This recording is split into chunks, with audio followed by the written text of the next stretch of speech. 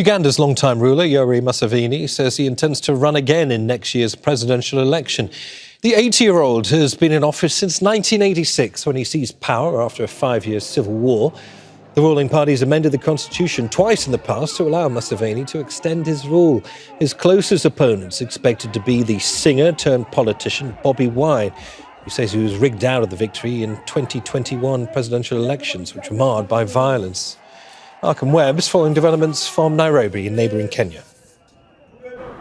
President Museveni will have been in power for 40 years by the time the next elections take place in January next year, and for more than 20 years there's been visible and growing discontent with his rule, particularly in urban areas, Kampala, the capital, and other towns and cities, and particularly among young people. The vast majority of Uganda's 50 million people were born after Museveni came into power, and there's high youth unemployment.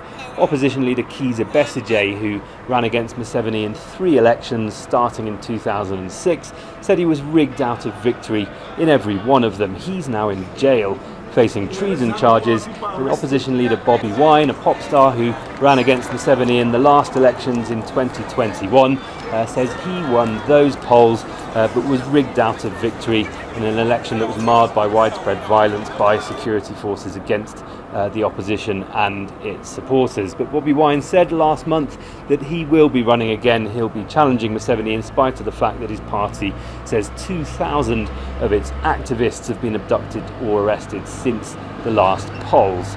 The government says that the opposition supporters fabricate the abductions and are responsible for criminality. Malcolm Webb, Al Jazeera, Nairobi, Kenya. Don't miss out. Get the full picture.